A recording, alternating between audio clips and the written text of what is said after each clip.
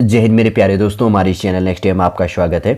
देखिए, आज के इस वीडियो के अंतर्गत पे मैं बात करने वाला हूँ उत्तराखंड प्रवक्ता 2024 में जो 613 पोस्टों के लिए नोटिफिकेशन अपडेट किया, विज्ञप्ति अपडेट की है।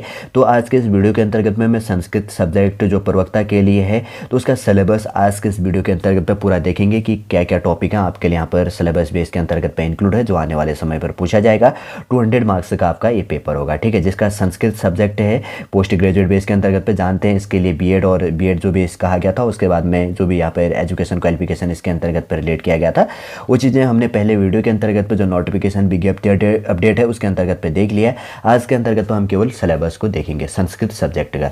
बनी रहेगा हमारे इस वीडियो के अंतर्गत पे, और जिसका ये सब्जेक्ट है उसके लिए काफ़ी इंपॉर्टेंट ये वीडियो होने वाला है, ठीक है, जानने के लिए भी काफ़ी इंपॉर्टेंट हो जाता है। आने वाले समय पर यदि आपका सब्जेक्ट है, यदि आप टीचिंग के लिए प्रवक्ता के लिए प्रिपरेशन करेंगे तो आपके लिए क्या हो जाता है, काफ़ी इंपॉर्टेंट हो जाता है।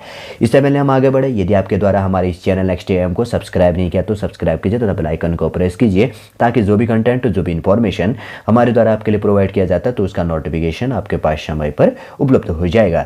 जैसे कि यहाँ पर कहा गया है कि वैदिक साहित्य से, संस्कृत का पहला टॉपिक है वैदिक साहित्य का। अगर कोई ग्रामेटिकल मिस्टेक होगा तो आप उसको मैनेज कर लीजिएगा, ठीक है, थोड़ा सा इसके लिए हम माफी चाहेंगे।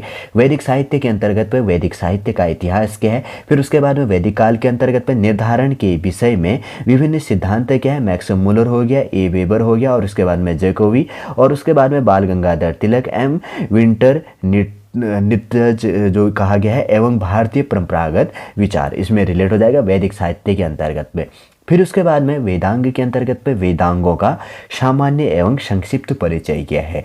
फिर उसके बाद में शिक्षा, कल्प, व्याकरण, निरुक्त, छंद और ज्योतिष इसके अंतर्गत पे इंक्लूड होता है। क्या है शिक्षा, कल्प, व्याकरण, निरुक्त, छंद और ज्योतिष, इनका क्या महत्व होता है आप उसको जानते हैं उसका, और उससे टॉपिक रिलेट हो जाएगा।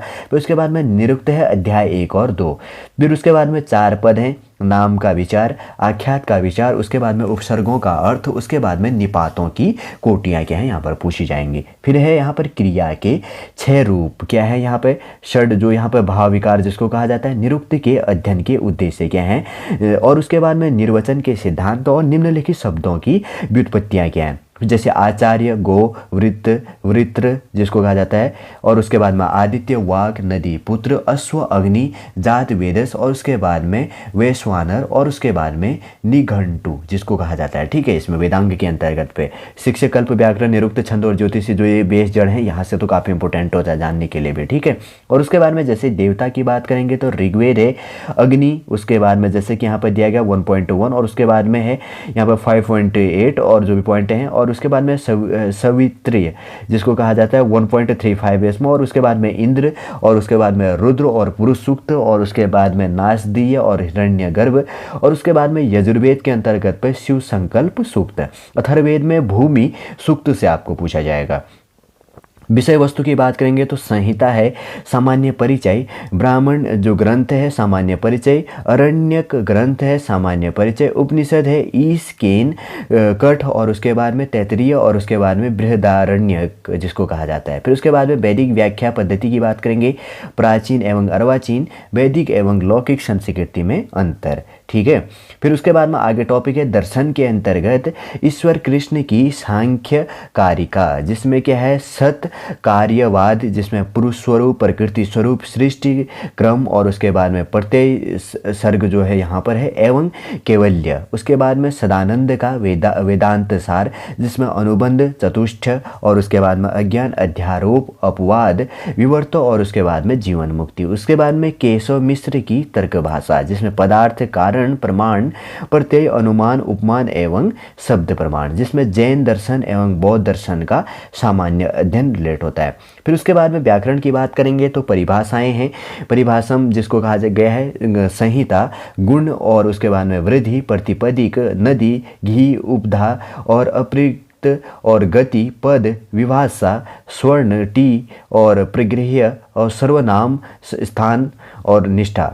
उसके बाद में शब्द रूप है अजंत, हलंत, सर्वनाम एवं व्याख्यावाचक शब्द। धातु रूप के अंतर्गत पे प्रस, मैपदी, आत्म नेपदी, और उसके बाद में एवं उभयपदी। फिर उसके बाद में प्रत्यय में कृत एवं तदिर प्रत्यय। कारक के अंतर्गत पे लघु सिद्धांत कौमुदी के अनुसार। समास के अंतर्गत पे लघु सिद्धांत कौमुदी के अनुसार संधि है उसके बाद में लघु सिद्धांत कौमुदी के अनुसार। उसके बाद में 4th नंबर का है संस्कृत एवं उत्तराखंड का आधुनिक संस्कृत साहित्य तथा काव्य शास्त्र, जिसमें पद्य की बात करेंगे तो रघुवंश, मेघदूत, किरातार जुन्य, शिशुपाल वध और नैषधीय चरित जिसको कहा जाता है बुद्ध चरित सामान्य परिचय से पूछा जाएगा पद्य से। और उसके बाद में गद्य के अंतर्गत पे 10 कुमार चरित और हर्ष चरित, कादम्बरी, भीष्म चरित, गंगा पुत्रावदान, सामान्य परिचय, नाटक और उसके बाद में स्वप्न, वासवदत्ता और अभिज्ञान शाकुंतलम, मृच्छ कटिक और उत्तर,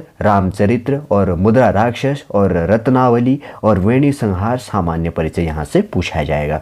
काव्य शास्त्र के अंतर्गत पे साहित्य दर्पण, काव्य की परिभाषा, काव्य की अन्य परिभाषाओं का खंडन, शब्द शक्ति, संकेत ग्रह, अभिधा और लक्षणा और व्यंजना। रस की बात करेंगे तो रस भेद, स्थायी भावों सहित यहाँ पर पूछा जाएगा। रूपक के प्रकार, नाटक के लक्षण और उसके बाद में महाकाव्य के लक्षण यहाँ पर पूछा जाएगा। अन्य की बात करेंगे तो रामायण, महाभारत, पुराण, मनुस्मृति, याज्ञवल्क्य स्मृति जिसको व्यवहाराध्याय कहा जाता है, कौटिल्य अर्थशास्त्र एटसेट्रा यहाँ पर पूछा जाएगा। ठीक है, इसके अंतर्गत पे देखिए संस्कृत का जो सिलेबस है उत्तराखंड प्रवक्ता का, वैदिक साहित्य के अंतर्गत पे वेदांग देवता, विषय वस्तु दर्शन के अंतर्गत पे, फिर उसके बाद में 3rd टॉपिक व्याकरण के अंतर्गत पे संस्कृत एवं उत्तराखंड का आधुनिक संस्कृत साहित्य तथा काव्य शास्त्र लग गया, अन्य एटसेट्रा यहाँ पर रिलेट किया गया। 4 पार्ट में डिवाइडेड किया गया, पर पार्टों से आपको क्या क्वेश्चन एवरेज निकलेगी। 200 मार्क्स का पेपर होना है, आप एवरेज देखते हुए ले चलिएगा। ठीक है, सारे के सारे टॉपिकों का आप शॉर्ट नोट से बना लो, इसके अंतर्गत से पढ़ लो और पूरा इसी के अंतर्गत पे एग्जामिनर आपके लिए पूछेगा। देखिए आज के वीडियो के अंतर्गत हमने बात किया उत्तराखंड प्रवक्ता 613 पोस्टों के लिए जो नोटिफिकेशन अपडेट किया, उसमें से जो संस्कृत पोस्ट के लिए जो वैकेंसी अपडेट है, संस्कृत सब्जेक्ट का जो सिलेबस है, इस वीडियो के अंतर्गत आपके लिए जान लिया। जिसका सब्जेक्ट संस्कृत है उसके लिए काफ़ी इंपॉर्टेंट ये वीडियो हो जाता है, या आने वाले समय में जो संस्कृत से प्रवक्ता के लिए टीचिंग के लिए तैयारी कर रहा है, प्रिपरेशन करेगा, तो उसके लिए भी ये वीडियो काफ़ी इंपॉर्टेंट हो जाता है। ठीक है, उम्मीद करूंगा दोस्तों सॉरी पूरा इन्फॉर्मेशन, पूरा सिलेबस के टॉपिक है आपको समझ में आ गई होगी। यदि आज का वीडियो आपको अच्छा लगे तो लाइक कीजिएगा, कमेंट कीजिए और हमारे इस चैनल नेक्स्ट एम को सब्सक्राइब कीजिए। वापस हम नेक्स्ट क्लास के अंतर्गत आपसे मिलेंगे। जय हिंद, जय भारत।